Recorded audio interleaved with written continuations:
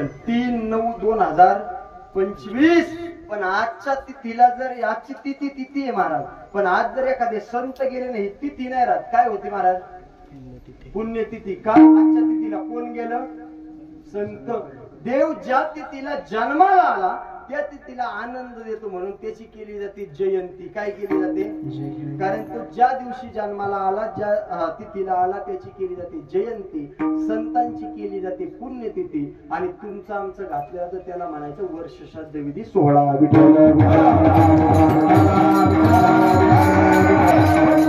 माझं वेगळं आहे महाराज, ऐका ना. देव ज्या तिथीला आला त्या तिथीला आनंद देतो म्हणून जयंती. संत ज्या तिथीला गेले त्या तिथीला पुण्यवान बनवतात म्हणून पुण्यतिथी. पण तुमचं माझं काय कधीतरी विचार केला का? नाही. आपण येतानाही विठ्ठल घेऊन येतो, जातानाही सुतक देऊन जातो, शायनिंग मधल्या मध्ये मारतो.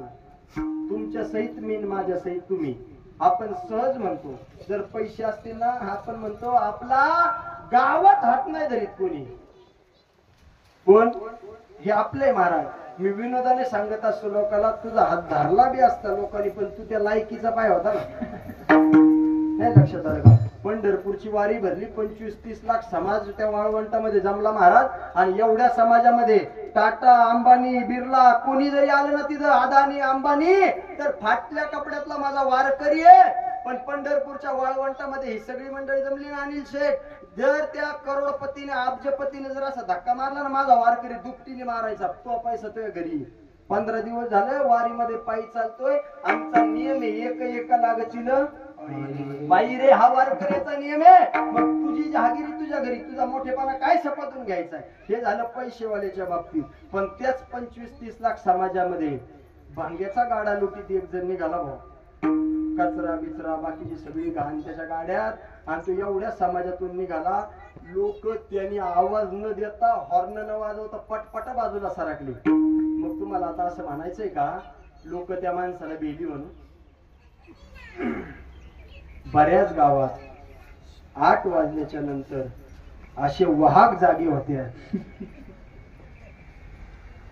अर्धी बाटली काहीतरी 240 लाख काय मिळते आपल्याला माहित नाही. परत आमच्या नागपुडीत बोट घालायला चालू होता कीर्तन सापल्या. तुला रेट कस काय माहित बा? आपल्या बापाला रेट माहित नाही, कारण आमच्या घरात पिणार नाहीच कोणी, तर रेट माहित व्हायचा प्रश्नच काय राहिला. 240 लाख काहीतरी मिळते. तेवढी जर एखाद्याने घेतली ना महाराज, तो गावातल्या लोकांना सांगतो आपला नादच करायचा नाही. आपण तुम्ही म्हणता त्याला शिव्या देऊ शकतो, तुम्ही म्हणता त्याला काही बोलू शकतो. चांगली माणसं, चांगली प्रतिष्ठित लोक त्याच्यापासून बाजूला जातात. का? नको घाण अंगाला लागायला. मग तिने म्हणायचं का मला गेली? लोक का बाजूला गेली? घाण अंगाला लागू नये म्हणून. मग कधीतरी हा विचार करताना संतांच्या प्रमाणावरचा विचार करा. अरे आपण जर येतानाही विठ्ठल घेऊन येतोय, जातानाही सुतक देऊन जातोय, शायनिंग मारायचं काय कारण आहे? अरे देवाच्या बापाला पाणी पाजण्याकरता शेवटच्या टायमाला 4 पोरं होती पण जवळ एकही नव्हता. ही जर देवाच्या बापाची अवस्था असेल तर विचार करा हरामखोराच्या बापाची काय विठ्ठल.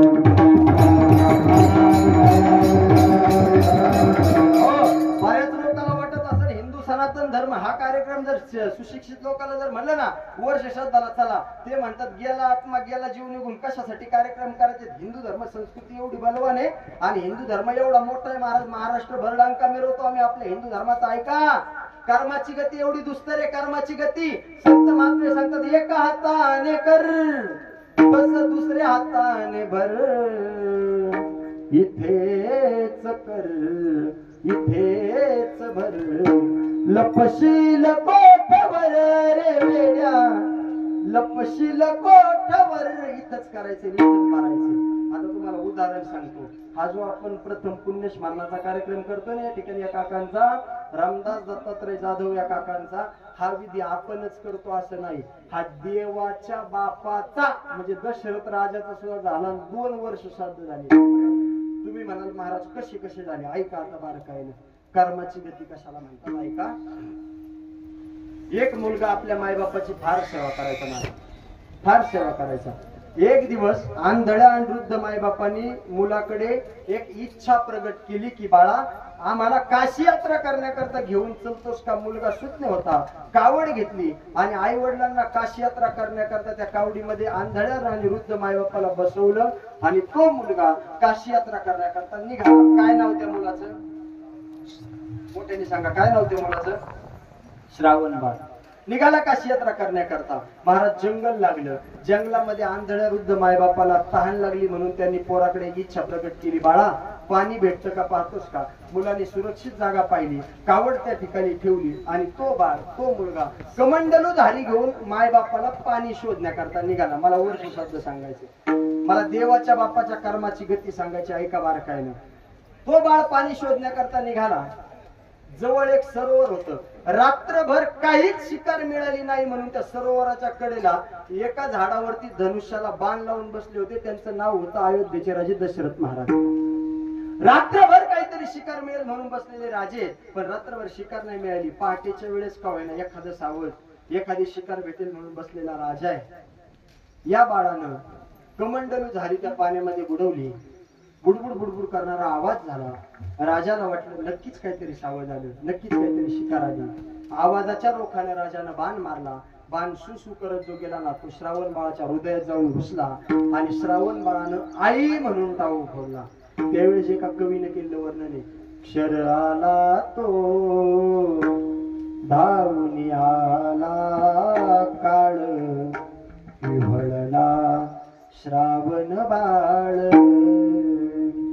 हा आई गे अर्थ मारून हाक तो पडला जाऊनी झोप झोप बाळ पडलं.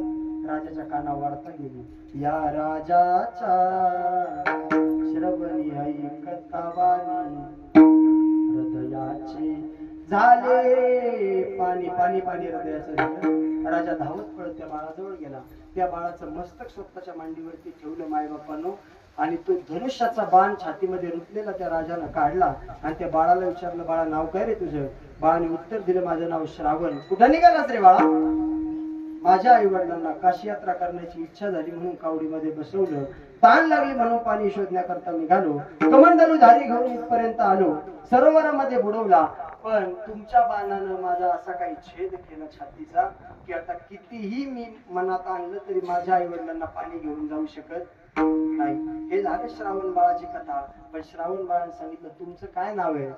त्यावेळेस त्या राजाने सांगितलं, मी अयोध्येचा राजा दशरथ महाराज. धनुष्याला बाण लावून बसलो होतो. नक्कीच काहीतरी सावध, नक्कीच काहीतरी शिकार मिळेल म्हणून, पण मला माफ कर. माझ्या हातून चुकून इनडायरेक्टली अनवधानाने तुझी हत्या झाली, मला क्षमा कर. इतकं बोलून त्या श्रावण बाळाने सांगितलं, आता जाऊ दे, होणारी गोष्ट झाली. आता किती प्रयत्न केला मी माझ्या आई वडिलांना पाणी घेऊन जाऊ शकत नाही, पण तुम्ही माझ्याकरता एक काम करा ना. माझा देह गेल्याच्या नंतर माझं प्रेत इथंच पडू द्या, पण हा कमंडलू धारी भरून पाणी घ्या. जवळ असणाऱ्या कावडीमध्ये माझे वृद्ध आणि आंधळे मायबाप बसवलेत, त्यांना एवढं भरून पाणी पाजाल का? इतकं बोलून बाळाने देह सोडला. जड पावलानं जड अंतकरणानं राजानं तू कमंडलू ती झारी घेतली. ऐका मायबापानो, जड पावलानं जड अंतकरणानं राजानं ती कमंडलू ती झारी उचलली. तिकडं म्हातारा म्हातारीचं बोलणं चाललंय. म्हातारा म्हातारीला म्हणते, म्हातारे किती वेळ झाला आपला श्रावण गेलेला, अजून येईना, नक्कीच सरोवर लांब असेल. म्हातारे, जोपर्यंत मुलगा लहान आहे तोपर्यंत मायबापाचं कर्तव्य त्याचा सांभाळ करणं, पण आपल्या मुलाला आपल्या म्हातारपणाची काठी त्याच्या किती तरुणपणी व्हावी लागली नाही का? हे म्हातारा म्हातारीचे बोलणं चाललं महाराज श्रावण बाळाच्या आई वडिलाचं. इतक्यात पावलाची चाहूल लागली आणि म्हातारी आई म्हणायला लागली, बाळा श्रावण आलास का रे? पाणी फार लांब होतं का रे बेटा? किती कष्ट करतो बाळा आमच्या करता, तुला फार त्रास झाला का रे बेटा? समोरून शब्दच येत नव्हता, कारण तो त्यांचा मुलगा श्रावण बाळ नव्हता. न राहून म्हातारा म्हातारीने पण केला, पण शपथ खाल्ली, हे बाळा जोपर्यंत तू बोलणार नाही तोपर्यंत तू आणलेल्या पाण्याचा थेंब सुद्धा आम्ही प्राशन करणार नाही. न राहून राजाला बोलावं लागलं आणि राजा बोलता झाला, हे आंधळ्या वृद्ध मायबापानो, मी तुमचा मुलगा श्रावण नाही, मी अयोध्येचा राजा दशरथ महाराज. धनुष्याला बाण लावून बसलो होतो. माझ्या बाणानं तुमच्या बाळाचा छातीचा कोट केला. माझ्या हातून चुकून तुमच्या बाळाची हत्या झाली, मला क्षमा करा. एवढा कमंडलू झारी भरून पाणी प्या. माझा प्रश्न आहे जाधव परिवाराच्या ज्येष्ठ नातेवाईक इथे उपस्थित कोण तुमच्या बाळाची हत्या झाली हे वाक्य ऐकल्याच्या नंतर त्या मायबापाने सुद्धा या राजाला एक शाप दिला, हे राजा तू असशील अयोध्येचा राजा, पण आमचा पोरगा आमच्या करता राजा होता. भले त्याच्याकडे पैसे नसतील, भलेही त्याच्याकडे प्रॉपर्टी नसेल, पण आम्ही एक इच्छा प्रगट केली त्याच्याकडं की आम्हाला काशी यात्रा करण्याला घेऊन चलतोस का? लगेच तयार झाला. अवहेलना आणि अवआज्ञातेने आतापर्यंत आमची कधी केली नाही अशा सुस्वभावी मुलाची जर तू हत्या केली असेल आणि तो जर आमच्या तोंडात पाणी टाकण्याकरता शेवटच्या टायमाला जर शिल्लक राहिला नसेल ना, तर जा, आम्ही सुद्धा तुला शाप देतो. तुला सुद्धा तुझ्या भविष्यामध्ये 4 मुलं होतील, पण तुझ्या तोंडात पाणी टाकण्याकरता त्यातला एकही जवळ नसणारे. आता ऐका बारकाईनं कर्माची गती महाराज. राजाला ज्या वेळेस शाप प्राप्त झाला ना, त्यावेळेस त्याला एका बाजूला आनंद झाला आणि दुसऱ्या बाजूला दुःख झालं. त्याचं कारण सांगतो पुढे चालतो. तुम्ही म्हणाल महाराज शाप तर दिला, मग आनंद कसं काय झाला? जोपर्यंत राजाला शाप प्राप्त झाला नव्हता तोपर्यंत पुत्र कामेष्टी यज्ञ केला, पण राजाला मूलबाळ झालं नव्हतं. त्याला वाटलं चला शापाच्या वियोगाने का होईना पण मला किती मुलं होतील? 4. दुसऱ्या बाजूला दुःख झालं, अरे होतील ना मला 4 मुलं, पण माझ्या तोंडात पाणी टाकण्याकरता जर त्यातलं एकही जवळ नसलं तर काय करायचंय? कर्माची गती एवढी दुस्तर आहे मायबापांनो. पुत्र पुत्र करून रामाला वनवासाची प्राप्ती त्या ठिकाणी झाली. लक्ष्मण भाईयांनी सांगितलं मी तुमच्या बरोबर येणार, मी तर राहणार नाही. सीतामाईंनी सांगितलं निरोप माझा कसला घेता, जेथे रागवते ते सीता, मी तुमच्या बरोबर वनाला येणार. हे 3ही जण वनाला निघून गेले. राम लक्ष्मण वनामध्ये, भरत शत्रुघ्न अयोध्या शहरामध्ये, म्हणजे आजोडी मामाच्या गावाला. राजा दशरथ राम राम करून मेला, पण 4 पोरांपैकी एकही त्या ठिकाणी जवळ नाही. एकही मुलगा त्या ठिकाणी 4 पोरांपैकी जवळ नाही. पाणी सुमंत प्रधानाने राजाला पाजलं. शास्त्रकार बोलतात 4 पुत्र त्या दशरथा, पण अंत समयी एकही नव्हता. पाणी सुमंत प्रधानाने राजाला पाजलं, पण 4 मुलापैकी एकही जवळ नव्हतं. याला कर्माची गती म्हणतात. मग अशा राजाचे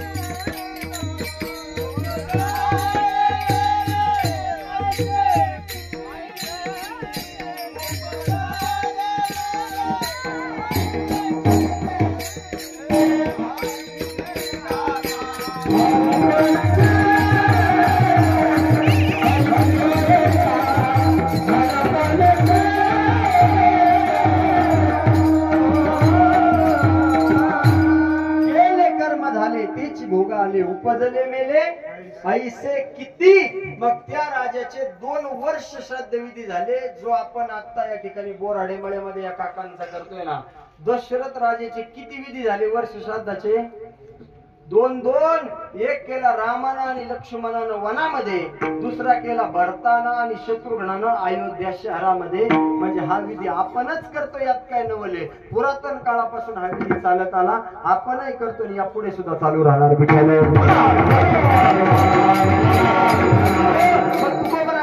म्हणतात नको नको मना गुंतू माया जाळी, काळ आला जवळी ग्रासावया. इथे एक शब्द घातला तुकोबरायांनी, माया.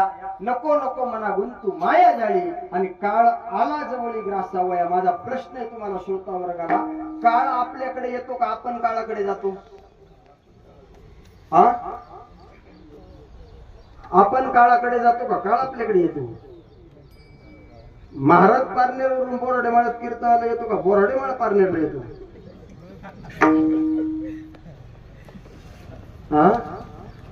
मराठी भाषा वळण तिकडे वळत असते.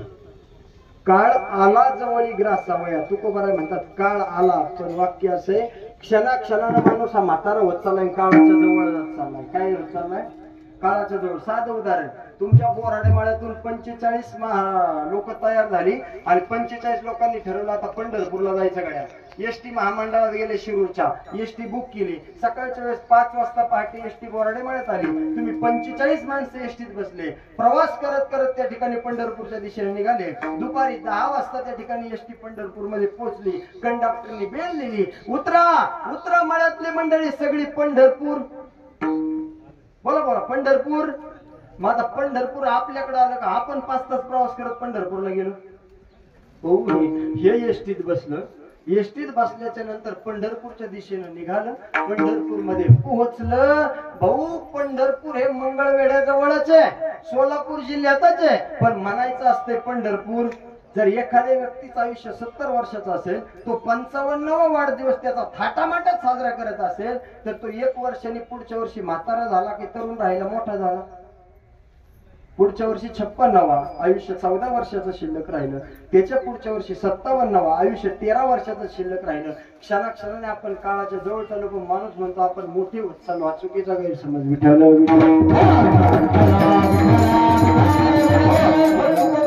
शब्द टाकला, नको नको म्हणा गुंतू माया जाळी. माया तिला म्हणायचं जी दिसत नाही, त्रास दिल्याशिवाय राहत नाही, जी ब्रह्माच्या अधीन राहते, जीवाला फसवते, जीवाच्या अधीन राहते, ब्रह्माला फसवते. तिला काय म्हणायचं? तुम्ही म्हणाल महाराज अशी कुठे माया असते का? तशीच माया असते महाराज. ऐका ना कशी असते. मी लोकांना एक उदाहरण महाराष्ट्रभर देत मायेबद्दल. जी ब्रह्माच्या अधीन राहते, जीवाला फसवते, जीवाच्या अधीन राहते, ब्रह्माला फसवते. एक माया म्हणजे कलियुगातली मायेचं रूप धारण करून डॉक्टर कडे गेली. डॉक्टर म्हणले, डॉक्टर साहेब माझा नवरा येडा झालाय. डॉक्टर म्हणले, कधीपासून येडा झालाय? म्हणजे कोरोना काळात आमचं सोन्याचं दुकान होतं. ते दुकान सोन्याचं असल्या कारणानं एक प्रसंग असा झाला की माझ्या नवऱ्यानं सोनं लोकांना उधार वाटलं आणि उधार वाटल्याच्या नंतर लोकांनी पैसे नाही दिले आणि ते सोनं सुद्धा परत आणून नाही दिलं. तेव्हापासून माझा नवरा येडा झालाय आणि तो एकच वाक्य बोलतोय, माझे पैसे आणि माझं सोनं. मला मायेचं उदाहरण सांगायचंय, माझे पैसे आणि माझं सोनं. डॉक्टर म्हणले, ठीक आहे, काय हरकत नाही, आपण त्यांच्यावरती इलाज करू, त्यांची ट्रीटमेंट करू आणि त्यांना इथपर्यंत घेऊन यावं लागेल. ही बाई हुशार होती, मायाच ना अनिल शेट्टी. ती डॉक्टरला म्हणली, डॉक्टर साहेब कसं शक्य आहे? माझं घर खेड्यात आहे आणि तिकडे जर आता जायचं म्हणलं आणि त्याला जर आणायचं म्हणलं तर जमणार नाही. मग तुम्ही एक काम करा ना, तुमची गाडी आमच्या बरोबर द्या, तुमचा ड्रायव्हर द्या, मी गाडीत बसते, ड्रायव्हरला घेऊन जाते आणि माझ्या नवऱ्याला इथपर्यंत घेऊन येते. ती मायाच होती ना महाराज. डॉक्टर लोक हुशार राहतात. डॉक्टर म्हणला, आता जर हिच्या बरोबर गाडी पाठवली तर पेशंट येते, आपलाही धंदा होतोय आणि शेवटच्या टायमाला गाडीचं भाडं सुद्धा बिलातून आपण वजा करून घेऊ शकतो. हुशार डॉक्टर. डॉक्टरच्या त्यालाही माया जागृत झाली आणि त्याने विचार केला, आता द्यायची भाऊ, काय अडचण नाही. माया येताना एकटी आली पण जाताना एकटी नाही गेली. तिच्या बरोबर 2 गोष्टी होत्या. एक होता डॉक्टरचा ड्रायव्हर आणि एक होती डॉक्टरची गाडी. आता बाई गाडीमध्ये बसली आणि बाई ड्रायव्हरला म्हणली, जाऊ द्या गाडी पुढं, जाऊ द्या गाडी पुढं, जाऊ द्या गाडी पुढं. शिरूर सारखं ठिकाण लागलं, चक चक चक चक करणारं सोन्याचं दुकान समोर दिसलं आणि बाई म्हणली, इथंच गाडी उभी करा, पण अशी सरळ नका उभी करू, जरा उलटी करून लावा गाडी, मागची बाजू पुढं आणि पुढची बाजू माघारी येऊ द्या. ड्रायव्हरच्या लक्षात नाही आलं महाराज. बऱ्याच वेळेला चांगल्या मनाच्या माणसांच्या डोक्यामध्ये वाईटाचे विचार काय ते लवकर लक्षात येत नाही महाराज. ते सगळ्यांना चांगलं समजण्याचा हिंमत करतो. त्याच्या लक्षात नाही आलं, त्यानं गाडी लावली. बाई सोनाराच्या दुकानात गेली आणि सोनाराला म्हणली, ओ दुकानदार दादा. तुमच्या नाही लक्षात आलं का? दादा, हो दुकानदार दादा. म्हणली, बोला ना ताई साहेब. म्हणली, एक काम करा, मला 10 तोळे सोन्याचे दागिने द्या, उद्या माझ्या मुलीचं लग्न आहे. वेळ संध्याकाळची होती, वेळ संध्याकाळची होती आणि मग त्या सोनाराला असं वाटलं संध्याकाळच्या पारी 10 तोळे सोन्याचे दागिने द्यायचे तिला. म्हणजे किती लाख रुपयाचा धंदा झाला आजच्या दृष्टीने? 10 लाखाचा. पण ती पुढचं वाक्य बोलली, येताना मी पर्स आणली नाही, माझे पैसे घरी आहेत. त्याने सांगितलं, नेट बँकिंगचा जमाना आहे, मला गुगल पे करा, मला फोन पे करा, नेट बँकिंग वरून पैसे पाठव, मला सगळे जमा द्या. ती म्हणली, माझ्या मोबाईलचं सर्व्हर डाऊन झालं. आपण नाही का बऱ्याचदा असंच करीत, एखाद्या मित्राने जर फोन केला 2000 पाठवतो का रे, तो म्हणतो माझ्या अकाउंटला पैसे पण आहेत बरं का, मला तुला पाठवायची इच्छा आहे, पण माझ्या मोबाईलचं सर्व्हर डाऊन झालंय. सर्व्हर डाऊन झालेलं नसतं आणि काहीच नसतं, पण आपण सांगण्याचं कारण. मग तिने सांगितलं ठीक आहे काय हरकत नाही, काळजी करू नका. मग तो मला पैसे घ्यायचे कसे, ती म्हणली बाहेर माझी गाडी लागली. तुमच्या नाही लक्षात आलं का, मला 10 तोळे सोन्याचे दागिने द्या, बाहेर माझी गाडी लागली, माझ्या गाडीत बसा, घरापर्यंत चला आणि पैसे घेऊन माघारी या, माझा ड्रायव्हर तुम्हाला परत तिकडे सोडेल. सोनाराने विचार केला, वेळ संध्याकाळची, सहज बाहेर डोकून पाहिलं त्यांनी. गाडीवर अधिकचं चिन्ह होतं पाठीमागच्या कडेला. अधिक म्हणजे सोनारला वाटलं पार्टी गडगंज श्रीमंत दिसती, काय हरकत नाही 10 तोळे सोन्याचे दागिने द्यायला. त्याने 10 तोळे सोन्याचे दागिने दिले महाराज. आता येताना दोघच गाडीत बसून आलते. कोण कोण, ती बाई आणि ड्रायव्हर. जाताना 3 झाले, एक बाई, एक ड्रायव्हर आणि एक सोनार. 10 तोळे सोन्याची पर्स ओंकार बाबा त्या बाईच्या हातामध्ये दिली आणि तिघही मंडळी. बाईने सांगितलं जाऊ द्या गाडी पुढे, ड्रायव्हरला काय घेणं देणं आहे. ड्रायव्हर म्हणला आता ज्या अर्थी हा गाडीत बसला त्या अर्थी हा या बाईचा कोण असला पाहिजे, नवरा असला पाहिजे. याला आपण ट्रीटमेंट करायला कुठे घेऊन चाललो असलं पाहिजे, हॉस्पिटल कडे. तो हॉस्पिटलला आला, त्यानं गाडी लावली अनिल शेठ, चावी डॉक्टरच्या केबिनला अडकून दिली, तो निघून गेला, त्याचं काम संपलं. आता त्याच्यानंतर बाई उतरली, 10 तोळे सोन्याची पर्स तिच्या हातात. ती बाई जी उतरली आणि जी निघून गेली, अजून नाही आली. अजून आली नाही, पण एक गुतला ना गाडीत, त्याचं काय नाव. 1 तास झाला बाई आहे ना, 2 तास झाले बाई आहे ना, 3 तास झाले बाई आहे ना. हा म्हणला आता जर इतका वेळ जर गाडीत बसलो, उन्हाळ्याचे दिवस आहेत, महाराजांनी जॅकेट काढून ठेवले, घाम येतोय म्हणून, ऊन लागत आहे म्हणून, आणि जर अशा काच बंद करण्याच्या याच्यात जर मी गुंतलो तर उद्या सकाळी गर्दी जमायला बसली घरापुढं, रामनाम. हा, त्याच्यामुळे आता थांबण्यात मजा नाही. तोही उतरला, डॉक्टरच्या केबिन मध्ये घुसला आणि डॉक्टरला म्हणला ती कुठे गेली, कोणती ती कुठे गेली. डॉक्टर म्हणला कोणती, म्हणला माहे पैसे मग सोनं. नाही कळलं तुम्हाला. डॉक्टरचा बल्बच पेटला डोक्यातला 100चा. डॉक्टर म्हणला 3-4 तासापूर्वी एक बाई आलती, ती म्हणली माझा नवरा येडा झाला, एकच वाक्य बोलतोय माझे पैसे माझं सोनं. हा ही तोच वाक्य बोलतोय, याचा अर्थ हा त्या बाईचा कोण असला पाहिजे, नवरा. डॉक्टर गाडी पैलवान आणि सोनार भाला टप्पूच्या टप्पू. त्याने 2 वॉर्ड बॉय बोलावले, म्हणला धरा याला. बळच भुलीचं इंजेक्शन टोचवलं, कोणाला, सोनाराला. 2 तासांनी हा पट्ट्या भुलीतून त्याची भूल संपली आणि शुद्धीवर आला. आणि हा डॉक्टरला म्हणला कुठं गेली ती. डॉक्टर म्हणला नेमका प्रॉब्लेम काय. तो म्हणला सगळं खरं सांगतो, पण परत इंजेक्शन टोचू नका.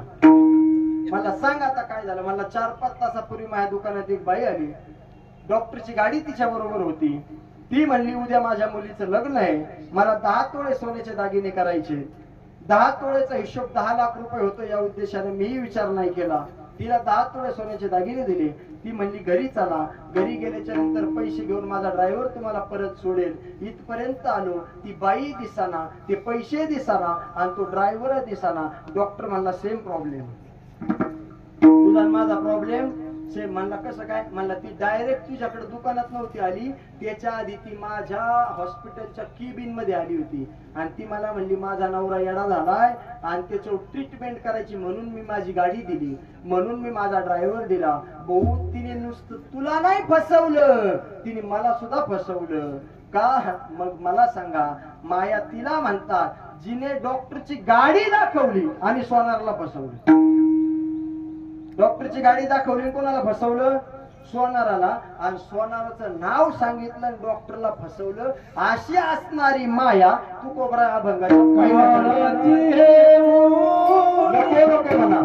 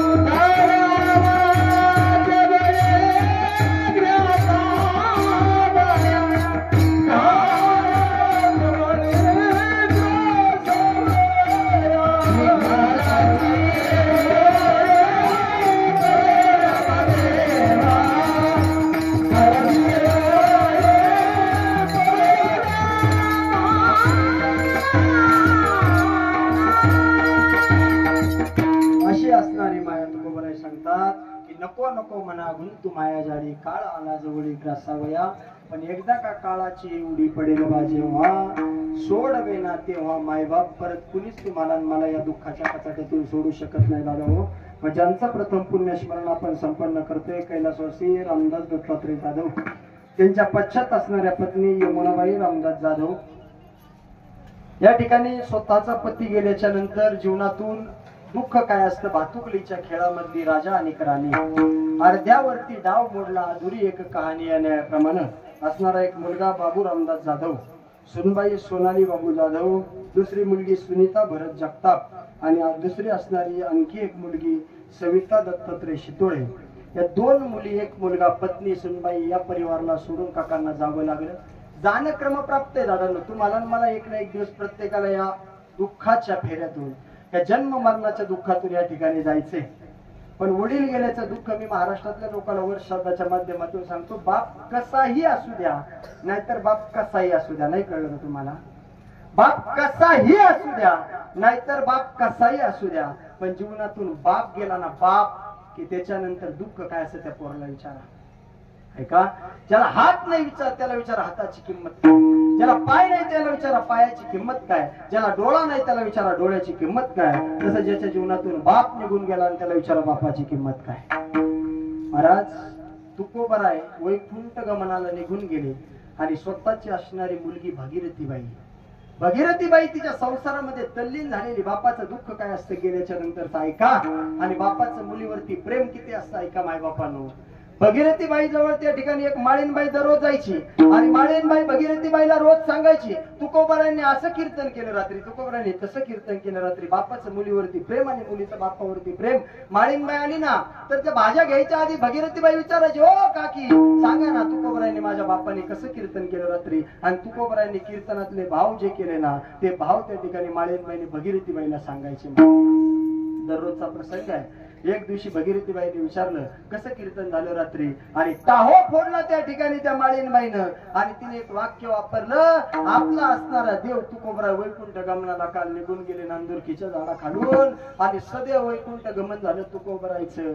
महाराज मुलीचं बापावरती प्रेम आणि बापाचं मुलीवरती प्रेम. तुकोबरा वैकुंठाहून 3 वेळा खाली आले. एक आले संताजी जगनाड्यांसाठी, 2 आले त्या ठिकाणी निळोबराय पिंपळनेरकरांसाठी, आणि 3 आले स्वतःची मुलगी भागीरथीबाईसाठी. बाबा कुठे गेले तुम्ही म्हणून दावा करायला लागली भागीरथी.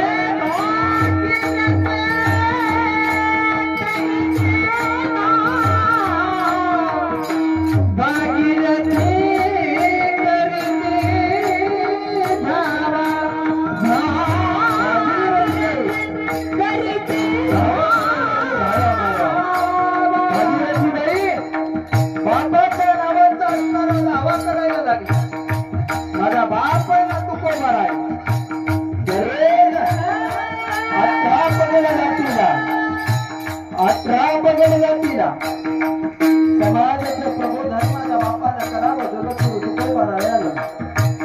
आणि माझे बाबा मला सांगता येऊ शकत नाही, बापाच्या मुलीवरती प्रेम आहे. विद्यार्थ्यांनो तुम्ही या कीर्तना करता इथे उपस्थित आहे ना, तुमच्या बापानं तुमच्या करता रात्रीचा दिवस केलेला असतो. महाराष्ट्राचं प्रबोधन करताना आणि प्रबोधनाचं काम असताना महाराष्ट्रभर दिलेलं मी सांगतो, अश्रूचं नाटक करून तुम्हाला इम्प्रेस करणारा प्रियकर तुम्हाला दिसत असेल, पण माझ्या मुलीचं चांगलं व्हावं म्हणून रात्री झोपेमध्ये रडणारा बाप मुलींना कळाला दादा. पूर्वीचा काळ इतका सदा नव्हता, पूर्वीचा काळ इतका परिपक्व नव्हता, पण माझी मुलगी चांगल्याच घरात गेली पाहिजे म्हणून हाडाची काढण रक्ताचं पाणी करणारा बाप होता बाप. ऐका ना दादा, आमचे बाबू शेटे ना, समाजामध्ये गावामध्ये भरपूर मान असेल, त्यांना सन्मान असेल, इज्जत असेल पाहुणा रावल्यात, पण बाप कोणवरती झोपलेला असेल वर्षभरापूर्वी आल्याच्या नंतर बाप एक वाक्य बोलत असेल, बाळा काही म्हणत असेल, त्यांना बाबू म्हणत असेल, बाळ म्हणत असेल, बाळा जमून आला का, हे म्हणणारा बाप वर्षभरापूर्वी गेला ना महाराज, तो परत नाही भेटू. जगद्गुरु तुकोबाराय गेले ना वैकुंठाला, तर भागीरथी बाईने अकांत तांडव केलं. कोण येतो दादा वैकुंठावरून खाली, स्वतःच्या लेकीच्या प्रेमाखातर येणारा बाप असतो बाप.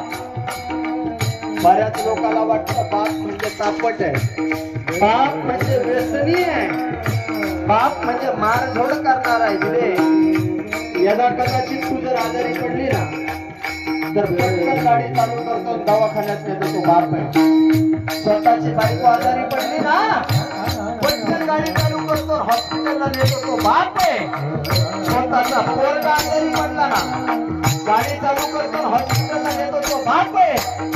पण तोच बाप जर आजारी पडला ना, 4-4 दिवस डॉक्टरकडे जात नाही, तो बाप आहे.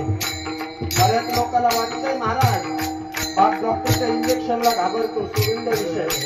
बाप डॉक्टरच्या गोळीला घाबरतो, सोडून द्या विषय. एका गोष्टीला बाप भेटतो.